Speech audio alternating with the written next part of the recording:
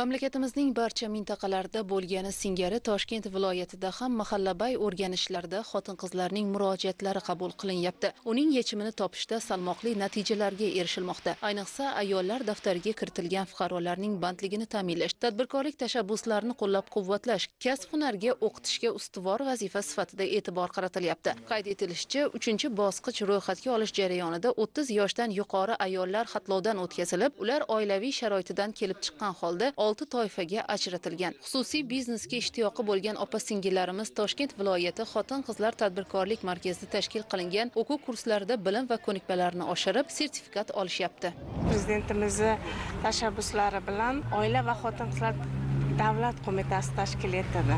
Biz xotin-qizlar tadbirkorlik markazimiz, demak, o'sha Oila va xotin-qizlar davlat qo'mitasining tuzilmasida tashkil etildi.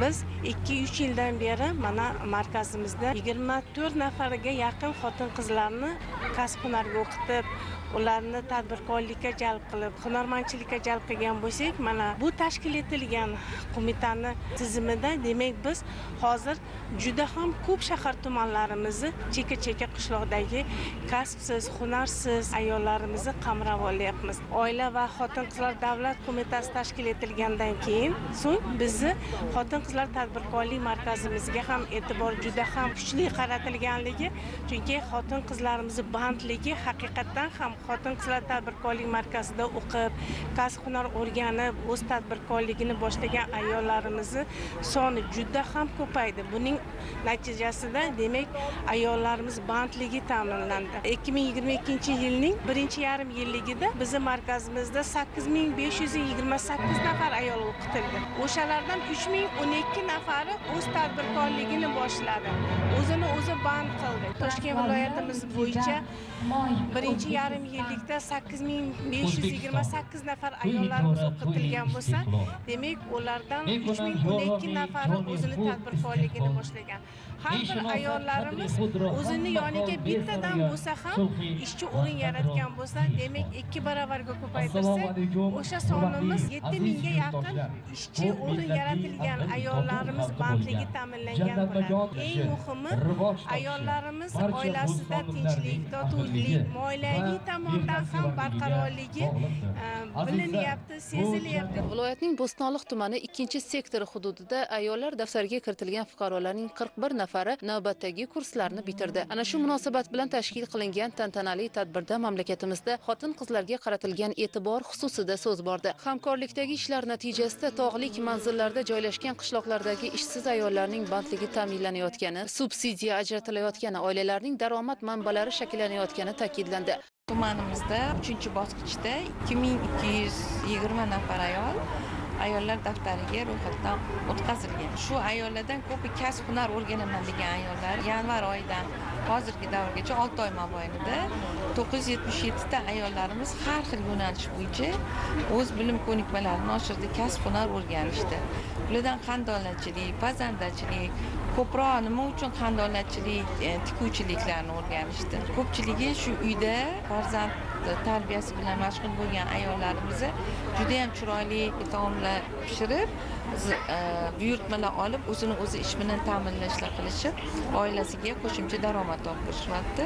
60 soatlik bu o'qishimiz 1 oy davom etadi. O'qish tugagandan keyin ular maxsus sertifikati bilan taqdirlanishadi. 125 nafar ayol tadbirkorlik qilish bo'yicha ro'yxatdan o'tgan. 50 nafarga yaqini kredit bilan ta'minlandi.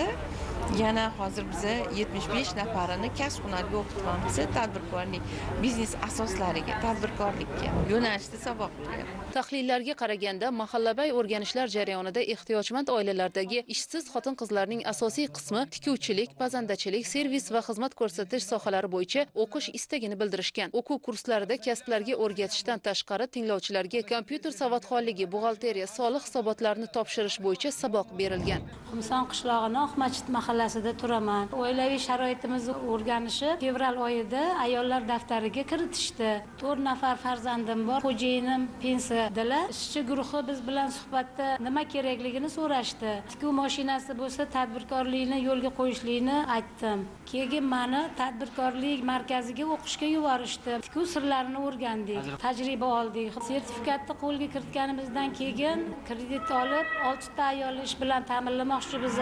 Asl kasbim tikuvchi, o'qiganman.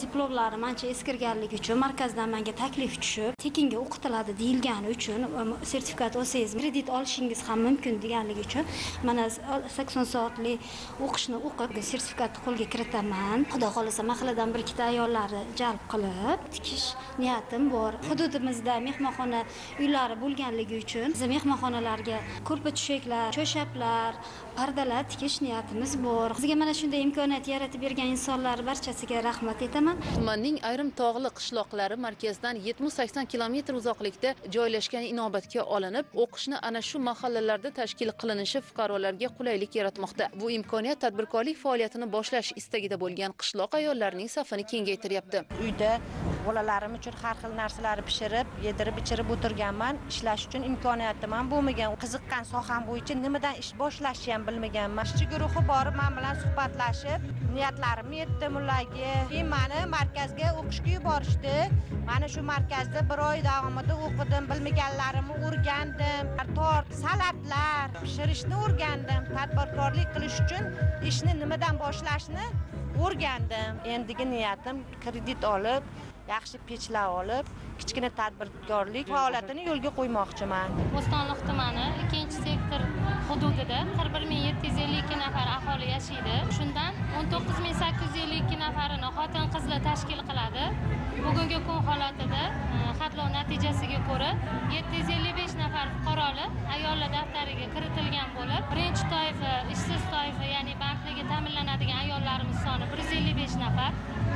Tadbirkorlik qilish istagida bo'lgan xotin-qizlarimizning soni 41 nafar. Shu kunga kelib 150 nafar xotin-qizlarimiz bandligi ta'minlandi. 41 nafar tadbirkorlik qilish istagida bo'lgan ayollarimizga tadbirkorlik markazi bilan hamkorlikda o'zlarining istaklaridan kelib chiqib, pazandachilik, tikuvchilik yo'nalishlarida o'quv kurslari tashkil qilindi. Ayollar daftarini 3-chi, 4-chi, 6-chi toifalariga kiritilgan ehtiyojmand xotin-qizlarimiz moddiy yordam, uy-joy ta'mirlari ishlari tashkil qilinmoqda. Boshidan 2000 ga yaqin ayollarni shu markazimizda o'qitishni reja qilgandim. Mana hozirgi kunda 1000 ga yaqin o'qidi. Hozir keyingi 6 oy davomida hozir yana 1000 ga yaqin ayollarimiz o'qiydi. Bunda yana qo'shimchasiga internet magazinlar ochish, uyda o'tirib o'zini ish faoliyatini amalga oshirib daromad ko'rish sirlarini ham o'rgatishni yo'lga qo'yamiz. Bo'stonliq tumani turizmga ixtisoslashganligi sababli hozir yildan yilga uy mehmonxonalarimiz soni ortib boryapti. Turizm bo'yicha ham o'quv kurslarimizni yo'lga qo'ydik. Bizning markazimizda o'qib bitirgan 2021-yilda 50 dan oshiq ayollarimiz uy mehmonxonasi ochib o'z ish faoliyatlarini davom ettirdi. Hozirgi kunda ham tadbirkorlik yo'nalishi bo'yicha o'qish vaqtida uy mehmonxonasi ochmoqchi bo'lganlar, bu yilgi yilimizda 100 dan oshiq ayollarimiz shu uy mehmonxona bo'yicha o'qishni xohlashyapti bizning markazimizda. Ularni hozir bilim berib o'qityapmiz. Yana bitta rejamiz borki, bu hokim yordamchilari hamkorligida shu kasb-hunar o'rgangan ayollarimizga subsidiyalari ajratiladi, subsidiyalar berilib, bundan tashqari har bir mahallada kooperatsiyani yo'lga qo'yish hamda kasanachilikka yo'lga qo'yish niyatimiz bor. Tumanning Xumson hududida tashkil qilingan tadbirga 2-sektor tomonidan shakllantirilgan daftarlarga kiritilgan fuqarolar ehtiyojmand oilalar vakillari taklif qilindi. Unda hunarmandlarning qo'l mehnatlari, milliy kiyimlar ko'rgazmasi o'tkazildi. Turli millatlar vakillarining badiiy jamoalari, madaniyat bo'limi qoshidagi folklor etnografik jamoalarning chiqishlari ishtirokchilarda katta taassurot qoldirdi. San'at ustalari ijrosida yangragan kuy-qo'shiqlar, raqslar barchaga xushnudlik ulashdi. Inson qadrini ko'tarishga qaratilgan e'tibor ko'ngillarga faxr, iftixor tuyg'ularini soldi.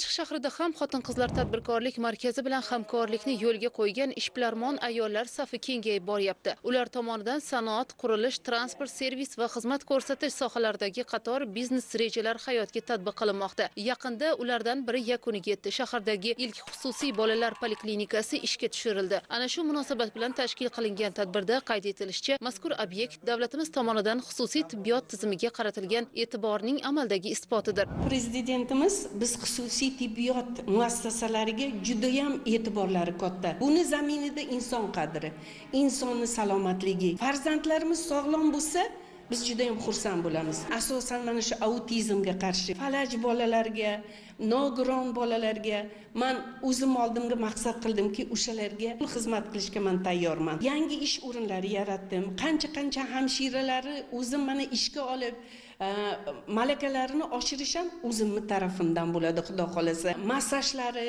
o'zi kabinet, endokrinolog, psixiatr bor. Eng asosiysi bu markazda emlash markazi bor. Kelajakda rejalarim, xudo xolasa, mana shu farzandlarimga bir statsionar ochmoqchiman. Poliklinikada kasalliklarga tashxis qo'yish, tahlillar o'tkazish uchun barcha zarur asbob-uskunalar keltirilgan. Xonalar bolajonlarning aqliy rivojlanishiga xizmat qiluvchi ko'rgazmali qurollar, didaktik materiallar bilan ta'minlangan. Obyektning foydalanishga topshirilishi bilan 30 ta yangi ish o'rni yaratildi. Bolajonlarga tibbiy xizmat ko'rsatish sifati oshdi. Shu kuni Chirchiq shahar xotin-qizlar tadbirkorlik markazida navbatdagi o'quv kursini bitirgan ayollarga sertifikat topshirildi. Ayollar daftarida ro'yxatda turgan xotin-qizlar uy hamshirasi yo'nalishi bo'yicha bilim va ko'nikmalarini oshirdi. Oilaviy sharoitim tufayli ayollar daftariga kiritildim. Hokimiyat tomonidan o'qishga bordim. Uy hamshiralik o'qishini o'qib, tugatib, mana sertifikat oldim. Endi mana shu sertifikat asosida uy hamshiralik ishini qilmoqchiman. Yordam beraman qo'ni-qo'shnilarimga shu muolajalarni qilishga.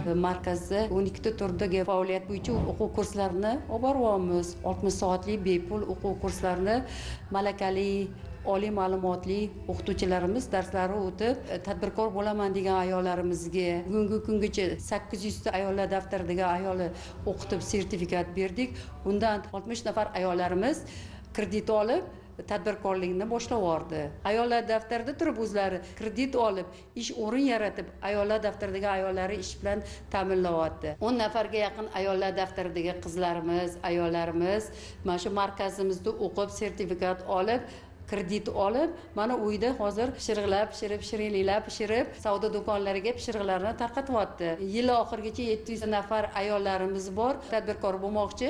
Shu markazimizda o'qib, sertifikat olib, kredit olib, shu o'zi ish bilan ta'minlamoqchi. Shularni harakat qilyapmiz hozir shu markazda o'qitib sertifikat topshirishni. Chirchiq shahar 2-sektor hududida Navro'z mahalla fuqarolar yig'inida tashkil qilingan madaniy ma'rifiy tadbirga ayollar daftariga kiritilgan ehtiyojmand oilalar vakillari taklif qilindi. Qayd etilishicha, sektor hududidagi 12 ta mahallada 44 ming nafardan ziyod aholi istiqomat qilayotgan bo'lib, ularning 969 nafari ayollar daftariga kiritilgan. Tadbirkorlikka qiziqqan opa-singillarimiz markazga yo'naltirilmoqda. Ularning bandligini ta'minlashga erishilyapti. Navbahor mahallasi fuqarolar yig'inida yashayotgan ayollarni xatlov o'tkazdik. Xatlov o'tkazish natijasida 50 nafar ehtiyojmand ayollarni ayollar daftarining 6 ta toifasiga kiritganmiz.